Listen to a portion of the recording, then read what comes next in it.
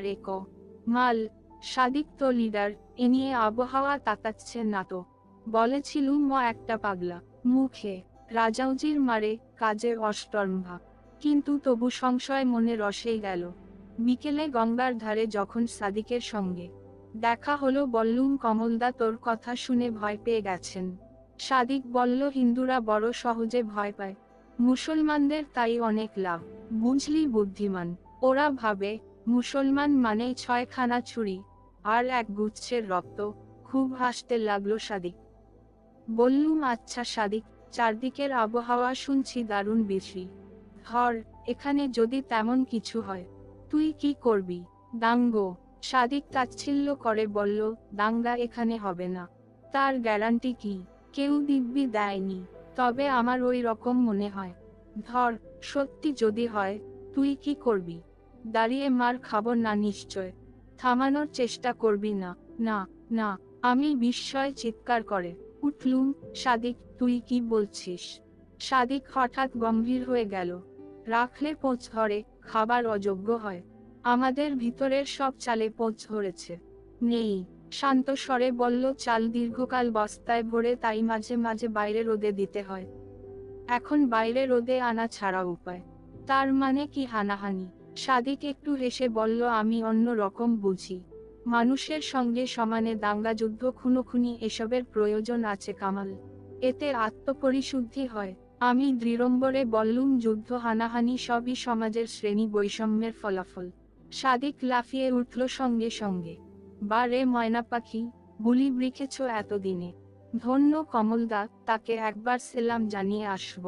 আমি এত ক্ষিপ্ত হয়েছিলুম যে চলে আসছিলুম তার কাছ থেকে, কিন্তু সে উঠে আমার পাশে পাশে হাঁটতে লাগলো। রেল লাইনের গেটের কাছে এসে মুখ খুলল একেবারে। বলল, কামাল, আজ 700 বছর ধরে আমরা হিন্দু মুসলমান পরস্পরকে ঘৃণা করে আসছি। আজ যে ঘৃণার পাহাড় দুপক্ষের মাঝে দাঁড়িয়ে আছে, তার বিস্ফোরণ ঘটতে দে। আমি ইতিহাসকে সব সময় মঙ্গলময় বলে বিশ্বাস করি। ইতিহাসের প্রয়োজনেই তা ঘটবে। ঘটলেই মঙ্গল। ফোড়াটা ফেটে যাক, অল্প ক্ষতি দিয়ে বেশি ক্ষতি বোধ করা যাবে। আমি তাকে এড়ানোর জন্য রেল লাইন না পেরিয়ে লাইনের উপরই ডাউনের দিকে হাঁটতে থাকলুম। তবু সঙ্গ ছাড়ল না সাদিক। বলতে লাগলো, তুই বলবি, ওরা নিজেরাই তো 36 সম্প্রদায় বিভক্ত।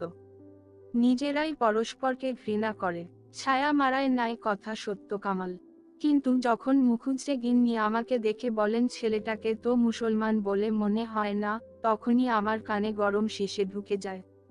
বলবি, কারণ আছে এর পিছনে। যত কারণই থাক, আমি বলতে পারি নে কথাটা। বললুম, এ তোর অকারণ জেদ সাদিক। আসলে এটা তোর একটা এমোশন। তুই যদি আরো 20 বছর আগে বা পরে জন্মাতিস, কিংবা ধর দেশে হিন্দু মুসলমান সমস্যা থাকতো না, তাহলেও তুই এমনি একটা সাংঘাতিক কাজ করার ফিকিরে ঘুরতিস। আমি স্পষ্ট দেখতে পাই সে যুগের সেই সব ঘোড়সওয়ার বীর যোদ্ধাদের, কিংবা সেই অ্যাডভান্সারিস্ট অভিযাত্রীর, তাদের ছাপ তোর মুখে। তুই যেন সেই যোদ্ধা, যে রণজয়ের পরও তলোয়ার থামাতে চায় না। আমি ভাবাজ্জত হয়ে পড়েছিলুম কিছুটা। সাদিক আমার হাত ধরে বলল, বাহ, বেশ বলতে জানিস তো। আয় এখানেই বসি, একটা সিগারেট দে। দুজনে মুখোমুখি রেলের উপর বসলুম। আমাদের পা দুটো পরস্পরকে এ থাকলো। কিছুক্ষণ নিবিষ্ট মনে সিগারেট টানবার পর সাদিক হঠাৎ বলল, কামাল, মনিরার খবর কি রে? হঠাৎ দুম করে এ প্রসঙ্গেও চলে আসবে আমি ভাবতে পারিনি। তাই বিস্মিত হয়ে বললুম, আমার কাছে মনিরার খবর জানতে চাচ্ছিস কেন? তুই তো দুবেলা ওদের ওখানে গিলে আড্ডা দিস। সাদিক একটু চুপ করে থেকে বলল, তোর ভাগ্য দেখে হিংসে হয়। মনিরা তোর ঘরে গিয়ে আড্ডা দেয়, আর আমাকে যেতে হয় তার ঘরে আড্ডা দিতে। কিন্তু সে পথেও কাটা পড়ে গেল। ওর বলার ভঙ্গি দোখ হেসে উঠলাম। তোদের নতারা যদি এ সময় তোদের খুদে অনুজবটির মুখখানা দেখতো। সাদিক সাদিক 2-3 দিন না কামানো খোঁচা খোঁচা দাড়িতে হাত বুলিয়ে বলল, আমাকে বেশ উদাসী দেখাচ্ছে, কি বলিস? অবিকল ব্যর্থ প্রেমিক। তাহলে ঘটনাটা শোন। তোরও শুনে রাখা ভালো। ন্যাড়াদে বেলতলা। সচেতন থাকাই মঙ্গল। ভূমিকা রাখো, সাদিক। ইস, মনিরার কথা শুনতে ভারী ভালো লাগে। না রে, থাক, শুনে লাভ নেই। না, বলি শোন। সাদিক আমার পায়ের উপর তার একটা পা আলতোভাবে তুলে দিল, তারপর বলতে থাকলো, কাল সন্ধে বেলা বেশ কদিন পরে ওদের বাড়ি গেলুম। গিয়ে দেখি বারান্দায় খামের কাছে মনিরার ফুফু আর নয়, পোমাজ পড়ছে। আমি পা টিপে টিপে উঠে গেলুম। তার মানে ঢুকে মনিরার সমঙ্গ তার পড়াশোনা নিয়ে গল্প নুপুর করলে তো আর কেউ এসে খান সাহেবের ছেলেকে বলতে পারছে না, বেরিয়ে যাও। ইচ্ছে ছিল সন্ধ্যাটা সেই জানালার পাশে বসে মনিরার ভালোবাসা সই -7 মুখোমুখি কাটিয়ে দেব। সেই ছেলেবেলা থেকে ওই জানালার পাশে হেলান দিয়ে কত সকাল দুপুর সন্ধ্যা আমার কেটে গেছে। স্মৃতিটা বন্ধ তাতাচ্ছিল, তাই অমনি করে যাওয়া। তারপর ওরে বাবা, যেই দুপা বাড়িয়েছি, যেন তককেতকে ছিল ওর ফুফু বুড়িটা। অমনি সালাম ফিরে যেন খ্যাক করে উঠল, কে রে ওটা? খান সাহেবের ছেলে ফুফুজি, আমার নাম সাদিক। আমি একটু কেসে বললুম। বুড়ি বলল, কি জানিস? ঘরে জোয়ান মেয়ে, তুমি বা কেমন বেআক্কেলের ছেলে বাবা, সারা নেউ চুপচাপ যাচ্ছ। আমি ঘামতে থাকলুম। মনিরার কিছু বললেন না। না, মনিরাও বেরোলো না ঘর থেকে, অথচ স্পষ্ট দেখছি আলোয় সামনে বসে কি লিখছে। তারপর আমার রাগ হলো খুব, কোত্থেকে উড়ে এসে জুড়ে বসে আবার দেমাগ দেখানো হচ্ছে। বললুম, আপনারা নমাজ পড়ছেন, সারা দিলে নমাজের ব্যাঘাত ঘটবে বলে চুপচাপ যাচ্ছিলুম। বুড়ি বলল, তাতে কি, মুখে দোয়া পড়ছি, কান তো জেগে রয়েছে। যেই হও, অমন করে আসা ভালো নয় বাবা। তাছাড়া ও এখন বড় হয়েছে। সঙ্গে সঙ্গে চলে এলুম। তার মানে তোর ওখানে যাওয়া বারণ, বুঝেছিস তাহলে? বুকেছিলুম, কিন্তু বা ভেবেছিল তা নয়। আমি অন্য একটা বোঝাবুঝির মধ্যে পৌঁছে গিয়েছিলুম। মনিরা সেই প্রথম জীবনে প্রিয়তম সখার প্রতি বিজয়ী প্রতিদ্বন্দ্বীর দৃষ্টি নিয়ে তাকিয়েছিলুম। তাহলে সাদিক আজীবন আমার প্রতি বন্দী ছিল, প্রতিদ্বন্দ্বী থেকেছে, এইটাই বুঝতে পেরেছিলুম। দুটি ছেলে একটি রঙিন বলকে ঘিরে হাসাহাসি করে পরস্পর জোড়াজড়ি করে এগোনোর চেষ্টা করছে। একজন হঠাৎ পথের মাঝে আছাড় খেলে, অন্যজন কি তখনই বুঝতে পারে না তারা যা করছিল তা সত্যিকার লড়াই, এবং সামনে বলটা তখন পড়ে আছে, হাত বাড়ালেই দুলতে পারে। আমি ও সাদিক সারা জীবন ভেবেছি এ আমাদের একটা খেলা, এক আমার দুজনে একটি মেয়েকেই ভাসবেসেছি, তাই নিয়ে পরস্পর আলোচনা করেছি। অথচ জানতুম না এ কি বিপজ্জনক আগুন নিয়ে লোফালুফি করছি আমরা। শুনেছি মেয়েরা প্রেমের ব্যাপারে কম বয়সেই পাকে। জানতে ইচ্ছে করে তুমি। সালাম ফেরা মনে নমাজ পড়ার সময় ডাইনে ও বায়ে ঘুরে দুই দিকের দুই অদৃশ্য দেবদূতকে সেলাম জানানো। আমাদের এ যৌথ ভালোবাসবার খেলাকে কি চোখে দেখেছিলে মনিরা? জানতে স্বাদ হয়, সেদিন তুমি আমাদের দুজনের মধ্যে কাকে প্রকৃত ভালোবাসতে। অতি শৈশব থেকে তোমার সঙ্গে আমরা মিশেছে। পীরের মাজারের কাঠমল্লিকা ফুল কুড়িয়ে তোমার জন্যে পসার সাজিয়েছি। সাদিক সৌদাগর সেজে বাণিজ্য করতে গেছে, শাহনশাহ সেজে আমি বলেছি, ও হে সৌদাগর, আমার জন্যে একটা উড়ন্ত গালিচা এনো।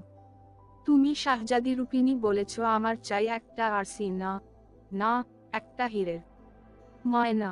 সৌদাগর, আমার জন্যে এনো সোনার কাঘরই পরে ফিক করে হেসে বলেছ, থাকবে। একটা একটা নাক খর্তে ত্রুটিতে বিরত হয়ে তাকিয়েছ চারপাশে। অতটুকু ফকপরা মেয়ে, উদ্ভ্রান্ত তোমার দৃষ্টি, কিন্তু মনোপুত হয়নি তোমার। অবশেষে লুকুচকে হাল ছেড়ে দিয়ে থাকবে। এমন করে খেলা জমে না। তবু আমরা খেলা করেছি সকাল দুপুর বিকাল সন্ধ্যা। তারপর আনতে আনতে বড় হয়ে উঠলুম। তবু খেলার শেষ নেই।